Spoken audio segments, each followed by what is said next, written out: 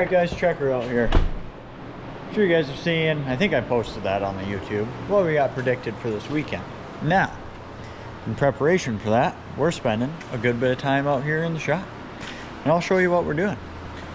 So we're making these babies. Here's a GHG, yep, foam filled. This one's a good couple years old. It's been tossed around a boat a time or two, that's for sure. Bluebill, how they make them. Here's a heavy outdoors bluebill. Now I am getting painted up. Now I would say that is close enough for some divers to get shot over. So let's get into it here. We'll show you how we're doing this. So I have kind of ran out of the new box of super cheap flambeaus I bought on clearance at Walmart a couple years ago with this plan and haven't done it.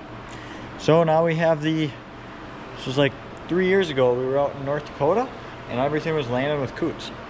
So we painted up some random super bad decoys we had. Try to look like coots. Didn't do a great job.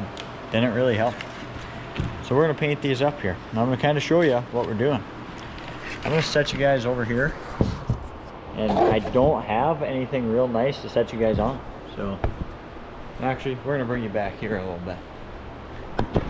That's probably better. Hopefully you guys can see.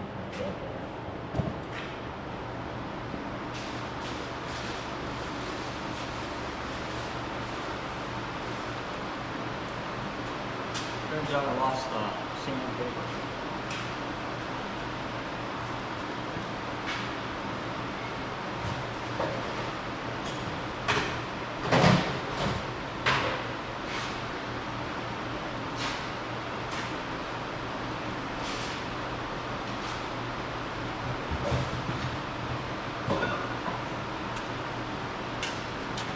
So what I've been doing is not sanding these, but in the video I'm going to show you I am, because it's probably a better way to make this work. And you don't really got to sand them a whole bunch.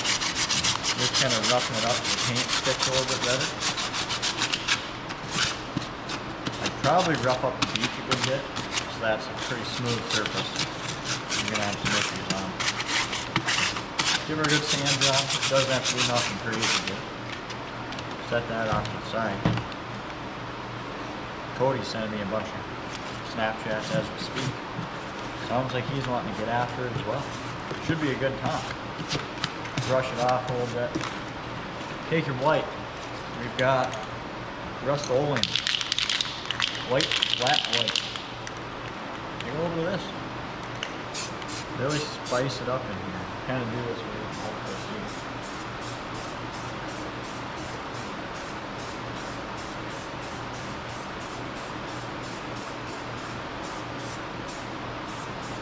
Kind of a decent coat of white through there. Come up to the beak. Actually, these beaks are pretty good on this decoy. I don't think you can see how nice that kind of is. Probably better than I can get. So we're gonna leave that beak alone. Come over here to the black. We've got the old Rust-Oleum camouflage flat black here. Kind of pick a line here where you think it should be. This decoy will go about right there. I'm going to pick it up on the back a little bit, back down. Something like that. Really nice. Clean it up here. Black there. Comes out right there.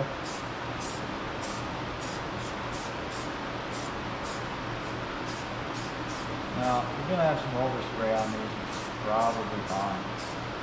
In all honesty, probably not the end of the world. You're shooting divers. Divers aren't that smart, especially when you live in the Great White North. I kind of want to line this up at the back of the neck. Now we did really bad here on spraying too much, so we're going to take a little bit of white again. Kind of fix a couple of areas that we had not looked super nice. Add a little bit of some curvature in there with the white.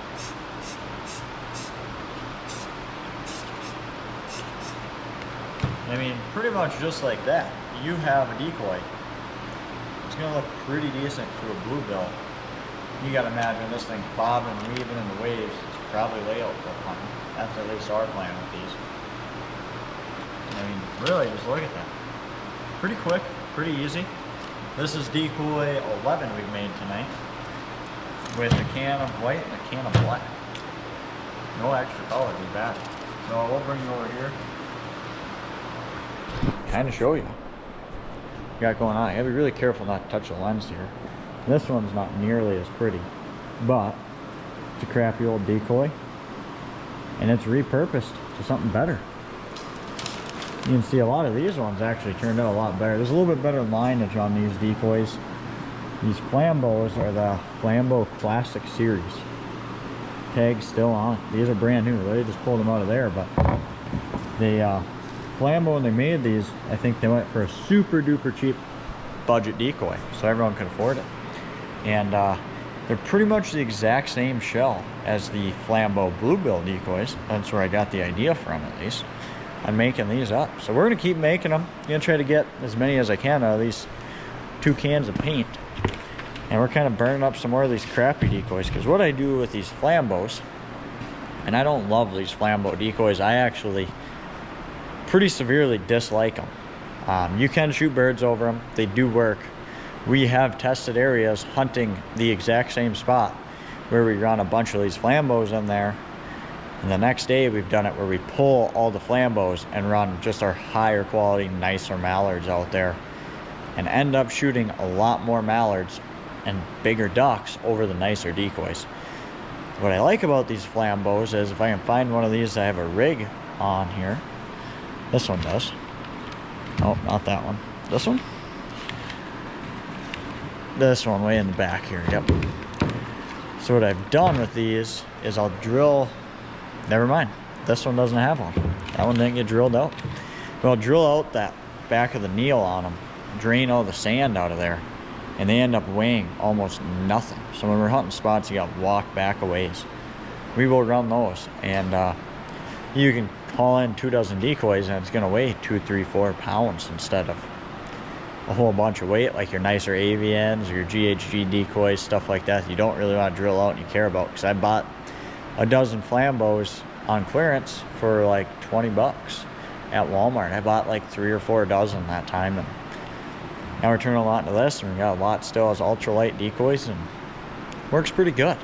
Hopefully this helps some guys. I feel like you could do this exact same thing with redheads, canvas backs. I mean, they're not going to look as nice with a canvas back as they do like a bluebill or a redhead.